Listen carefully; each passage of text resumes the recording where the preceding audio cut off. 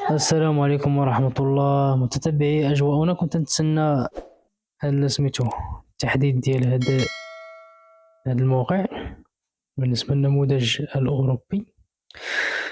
الحمد لله.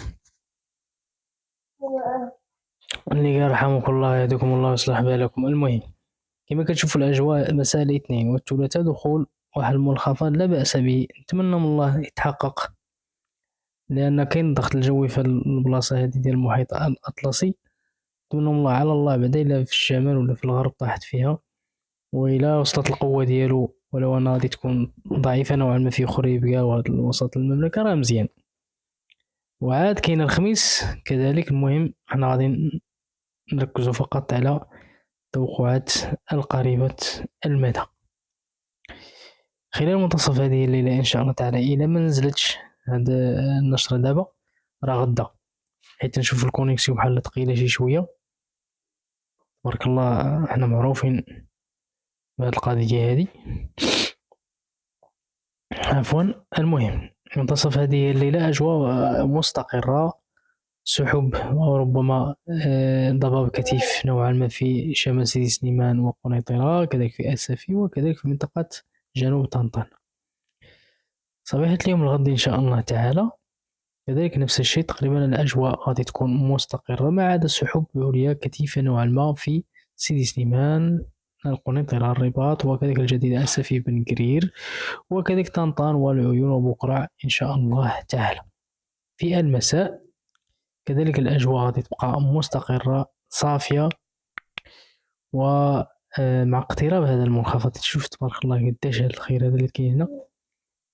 ولكن نتمنى من الله يوم السبت إن شاء الله تعالى كذلك في الصباح نفس الشيء، وفي المساء تقريبا الأجواء غادي تكون غائمة، يعني سحب عليا في المنطقة الشرقية وأقصى الشمال إن شاء الله تعالى وكذلك في باب الصحراء. يوم الأحد نفس الشيء كذلك مساء الأحد. واليوم الاثنين غادي تكون سحب عليا، ربما هذه علامة من علامات دخول داك المنخفض إن شاء الله تعالى. كما كتشوفوا غادي تكون أجواء غائمة في الجديدة، سطات من قريرة سفية، يعني سحب كثيفة ولكن بدون فعالية، كذلك في تطوان وأقصى الشمال، وسحب عليا في باقي المناطق.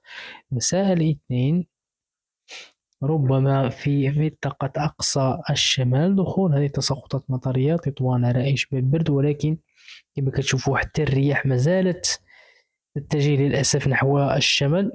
ولكن على الله على الله أن هذا المنخفض اللي جاي كما كتشوفوا كاين الرياح في جنوب ديال البرتغال تقدر تسيطر على هذا الرياح، وربما غادي تدخل هذه التساقطات المطرية نحو المناطق الوسطى. المهم ليلة الاثنين داكشي اللي كما قلت لكم، يعني الرياح اللي جات من البرتغال هي ولات كتجه نحو المنطقة الشرقية وبدات كتضعف تدفع لسيدي سليمان. المهم يعني مساء الاثنين إن شاء الله تعالى قد تكون أمطار رعدية قوية في طنجة أصيلة تطوان وسبتة المحتلة، وكذلك أمطار مهمة في العرائش أصيلة شفشة ولا ميمونة وزان تبودا الساكن، وخفيفة نوعا ما في أكنول تونات كاملة سيدي التازي سيدي سليمان في هذا التوقيت. في الليلة تقريبا أو بعد منتصف ليلة الاثنين الثلاثاء عفوا تساقطات مطرية متوقعة في المنطقة الشرقية السعيدية بركان ناظور مليلية المحتلة الدريوش الحسيمة وما بينهما، كذلك خفيفة في توريت وتاهلة ومهمة في الساكن والزالة ميمونة شفشاون تبودا. ستكون أمطار رعدية قوية نوعا ما في تطوان أصيلة وكذلك في سيدي علال تازي كاملة سيدي سليمان قرية محمد تونات تازة تاهلة، وكذلك في قنيطرة والرباط والمحمدية والدار البيضاء والجديدة ستكون فيها خفيفة، وكذلك منطقة خنيفرة إن شاء الله تعالى.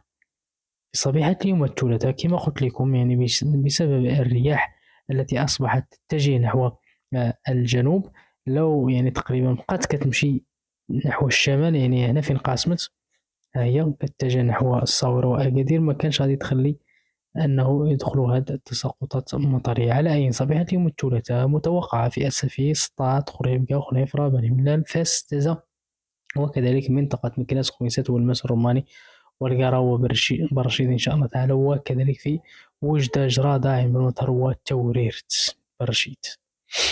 الله يقول برشيد. المهم بعد منتصف نهار يوم الثلاثاء سيدي بوعثمان، الشيشة ومراكش، كذلك قلعة الصراغنة، أكادي بوعشيبة، بني ملال، تزاوج الشيخ ونيفرة، أزيلال، وكذلك تونفيت وسكرمداز، وكذلك الرباط بن سليمان، الخميسات، سيدي سليمان، سيدي التازي، قرية بو محمد، تونات، وزان، تبوذا، لالا ميمونة، العرائش، وحسيمة، الناظور، وبركان، وكذلك السعيدية، الحسيمة، مع الرياح جد قوية. مساء الثلاثاء متوقع الرياح جد قوية، سنرى هذه النقطة بعد قليل. وكذلك قليل من الجنوبية، قد تكون في قلميم تساقطات ضعيفة. مساء الثلاثاء أجواء مستقرة. وكذلك يوم الأربعاء، ويوم الأربعاء تقريبا دخول منخفض آخر، ربما غيتحقق الله أعلم علاش، حيث مازالت يعني القوة ديال المنخفض وحتى الرياح أنها كتجه نحو المغرب مباشرة، يعني ما كتطلعش نحو الشمال كما وقع قبل يومين.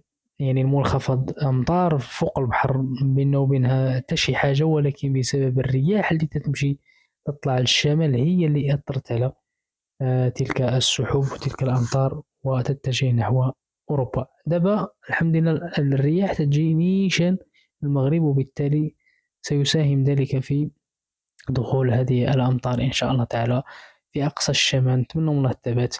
كذلك المنطقة الشرقية، فاس، سيدي سليمان، المنطقة الغربية، المنطقة الوسطى، كذلك تولوج متوقع في وسط الحاج، كيكو، خنيفرة، وتساقط المطرية في خريبكا، سطات، من قليل والجديدة والدار البيضاء، ولو أنها ضعيفة لكن ستكون مهمة في المنطقة الغربية وأقصى الشمال. كذلك المنطقة الشرقية. صبيحة اليوم الخميس ستبقى بعض تساقطات مطرية متفرقة في خريبكا، سطات، جديدة، سافي، بني ملي، خنيفرة، في سيدي سليمان، تازة، وكذلك منطقة وجدة، توريد، حسيمة، مع الرياح قوية. وتولوج متوقعة في ميدلت وتبنت وناقص 7 إن شاء الله تعالى. يعني تعرف انخفاض في درجة الحرارة. هذا يعني الخميس المقبل.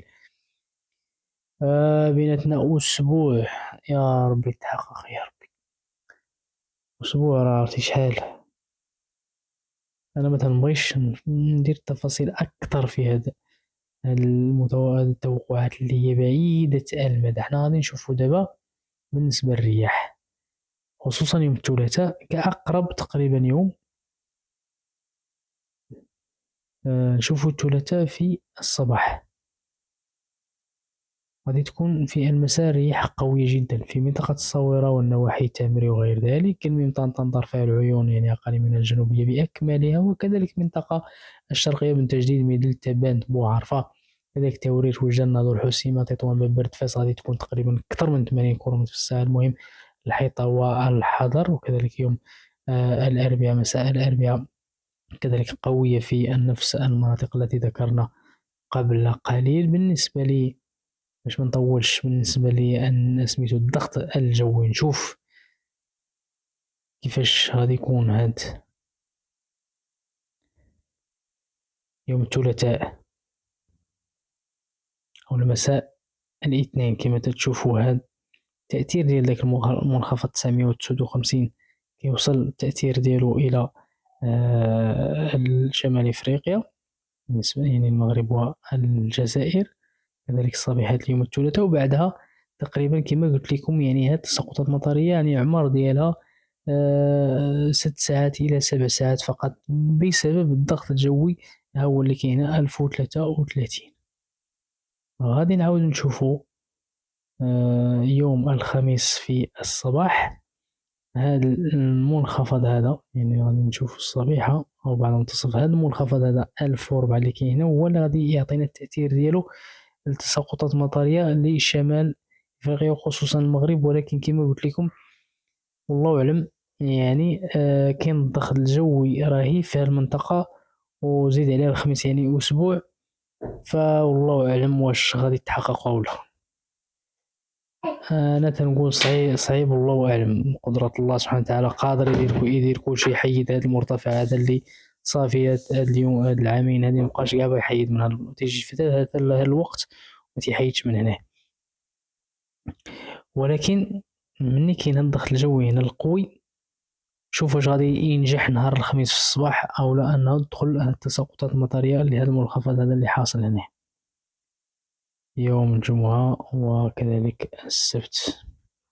يعني كما كتشوفوا مرتفع 1035 و 1035 لا على اوروبا ولا على يعني المحيط الأطلسي. بالنسبة لدرجة الحرارة غادي نشوفو الحرارة يعني غادي ترتفع هاد الأيام، نشوف إمتى غادي المهم غدا غادي ترتفع الجمعة، السبت، يعني ابتداء من الأحد. غادي تنخفض تاني من جديد، وكذلك الاثنين والثلاثاء، الأربعاء غتنخفض أكتر زكا، غتنخفض أكتر. كذلك يوم الخميس يعني كما كتشوفو تبان -7، زاوية حنصان -8، إنركي كذلك يمشي ل7، يعني انخفاض في درجات الحرارة ابتداء من يوم الأربعاء المقبل إن شاء الله تعالى. كذلك الجمعة المقبلة نفس الشيء، -11 تحت الصفر. خير إن شاء الله تعالى. كذلك السبت يعني تقريبا يعني غادي تنخفض درجة الحرارة بزاف، أنا ما كيبان ليا. نقول أنا شفت الأخبار تيقولك ودي غادي نشوفو تدابير احترازية لمواجهة البرد وكذا. دي البرد راه هو الجوع، الناس راه ياكلو، شتي إلا كانت الماكلة ما يحسش بنادم كاع بالجوع، نعطيو الناس ياكلو. يلا سيدي تبارك الله عليكم، السلام عليكم.